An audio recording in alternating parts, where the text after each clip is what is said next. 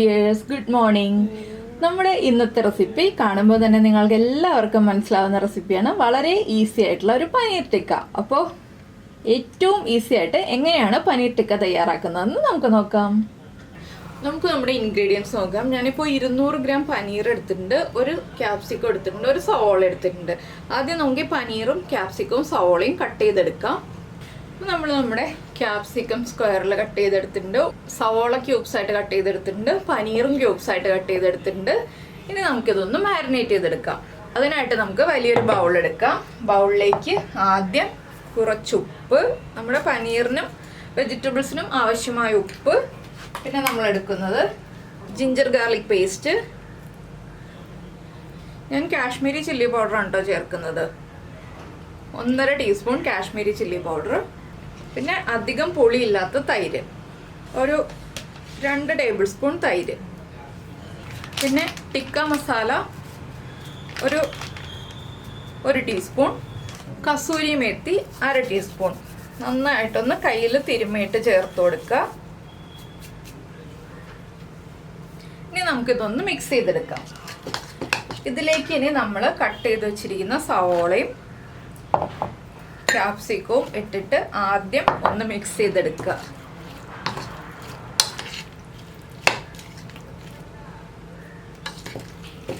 കുറച്ച് വലിയ പാത്രം എടുക്കുക കേട്ടോ മിക്സ് ചെയ്യാനായിട്ട്. ഇതൊന്ന് മിക്സ് ആയി വരുമ്പോൾ തന്നെ നമ്മുടെ പനീറും കൂടി ചേർത്തിട്ട് നന്നായിട്ടൊന്ന് മാരിനേറ്റ് ചെയ്തെടുക്കണം. പനീറിൻ്റെ പീസുകൾ ഉടഞ്ഞു പോവാത്ത രീതിയിൽ നമ്മൾ കൈ കൊണ്ടോ സ്പൂൺ ഉപയോഗിച്ചോ മാരിനേറ്റ് ചെയ്തെടുക്കാം. ഇതൊരു 1/2 മണിക്കൂർ മാരിനേറ്റ് ചെയ്തെടുക്കണം. നിങ്ങൾക്ക് ഗ്രിൽ പാൻ ഉണ്ടെങ്കിൽ ഗ്രിൽ പാനിൽ വെച്ചിട്ട് ഗ്രില്ല് ചെയ്തെടുക്കാം. ഞാനിപ്പോൾ ഒരു സ്ക്യൂവറിൽ കുത്തിയിട്ടാണ് നമ്മുടെ ടിക്ക റെഡിയാക്കാൻ പോകുന്നത്. പിന്നെ പല കളറിലെ ക്യാപ്സിക്കം ഉണ്ടെന്നുണ്ടെങ്കിൽ പല കളറിലെ ക്യാപ്സിക്കം യൂസ് ചെയ്യാം. ഇതിൻ്റെ കൂടെ വേണമെന്നുണ്ടെങ്കിൽ നമ്മുടെ മഷ്റൂം ചേർത്തിട്ട് മഷ്റൂമും കൂടി യൂസ് ചെയ്ത് നമുക്ക് ടിക്ക റെഡിയാക്കാം. അപ്പോൾ ഇതാ പനീറും കൂടി ചേർന്ന് മിക്സായി വന്നിട്ടുണ്ട്. ഇത് നമുക്കൊരു 1/2 മണിക്കൂർ മാരിനേറ്റ് ചെയ്ത് ഫ്രിഡ്ജിൽ വെക്കാം. അപ്പോൾ നന്നായിട്ട് പനീറിലേക്കൊക്കെ ആ മസാലകളൊക്കെ പിടിച്ചു വരും. വേറെ മസാലകളൊന്നും ആഡ് ചെയ്യേണ്ട ആവശ്യമില്ല കേട്ടോ. വളരെ സിമ്പിളായിട്ടുള്ള റെസിപ്പിയാണ് ഞാൻ ഈ ചെയ്യുന്നത്. ടിക്ക തന്നെ പല രീതിയിൽ ചെയ്യാം. ഞാൻ ഏറ്റവും സിമ്പിളായിട്ടുള്ള രീതിയിലാണ് കാണിച്ചു തരുന്നത്. ഇനി നമുക്കിതൊരു 1/2 മണിക്കൂർ ഫ്രിഡ്ജിലേക്ക് വെക്കാം.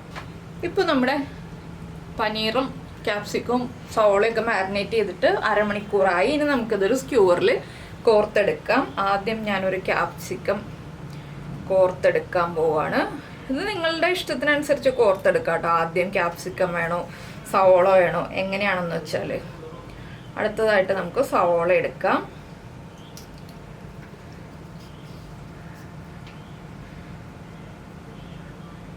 അടുത്തതായിട്ട് പനീർ എടുക്കാം.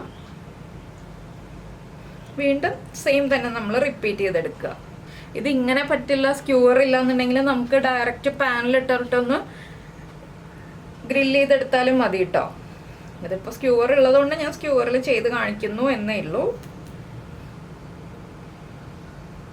ഞാനൊരു 3 ലെയറാണ് ചെയ്യുന്നത്. തിരിച്ച് ലാസ്റ്റ് നമുക്കൊരു സവോള അല്ലെങ്കിൽ ഒരു ക്യാപ്സിക്കമോ തിരിച്ചും വെച്ച് കൊടുക്കാം. ഇത് നമുക്കിനി ഒരു പാനിലേക്ക് വെച്ച് ഗ്രില്ല് ചെയ്യാം. ഇതുപോലെ എല്ലാം ഞാൻ റെഡിയാക്കി എടുക്കട്ടെ. അപ്പോൾ നമ്മളൊരു പാൻ ചൂടാക്കിയിട്ട് പാനിലേക്ക് വെജിറ്റബിൾ ഓയിൽ ആഡ് ചെയ്തിട്ടുണ്ട്. അതിലേക്ക് ഞാനിപ്പോൾ നമ്മൾ സ്ക്യൂവറിൽ കുത്തിയെടുത്തിട്ടുള്ള പനീറും ക്യാപ്സിക്കവും എല്ലാം റെഡിയാക്കിയത് വെച്ച് കൊടുക്കുകയാണ്. ഇതുപോലെ ഞാനൊരു 3 സ്ക്യൂവറാണ് കേട്ടോ റെഡിയാക്കിയിട്ടുള്ളത്. ചെറിയ ഫ്ലെയിമിൽ വയ്ക്കുക. ഇതുപോലെ ഞാനെല്ലാം വയ്ക്കട്ടെ. അതിനുശേഷം നമുക്ക് ലോ ഫ്ലെയിമിൽ വെച്ചിട്ട് അടച്ചു വെച്ച് കുക്ക് ചെയ്തെടുക്കാം. പിന്നെ അടച്ചു വയ്ക്കുക. ഒരു 3 മിനിറ്റ് കഴിയുമ്പോൾ അടുത്ത സൈഡിലേക്ക് നമുക്ക് തിരിച്ചിട്ട് കൊടുക്കാം. ഇങ്ങനെ 4 സൈഡിലേക്കും തിരിച്ചു വെച്ച് ലോ ഫ്ലെയിമിൽ വെച്ച് നമുക്ക് കുക്ക് ചെയ്തെടുക്കാം. അപ്പോൾ നമ്മുടെ പനീർ ടിക്ക റെഡി ആയിക്കഴിഞ്ഞു. വളരെ എളുപ്പമുള്ള റെസിപ്പിയല്ലേ, എല്ലാവർക്കും ഇഷ്ടമായി എന്ന് വിചാരിക്കുന്നു. അപ്പോൾ ഇഷ്ടമായി എന്നുണ്ടെങ്കിൽ ഒന്ന് ലൈക്ക് ചെയ്യാനും കമൻറ്റ് ചെയ്യാനും മറന്നുപോയില്ലല്ലോ. അപ്പോൾ നമുക്ക് നമ്മുടെ അടുത്ത റെസിപ്പിയുമായിട്ട് അടുത്ത ദിവസം വീണ്ടും കാണാം.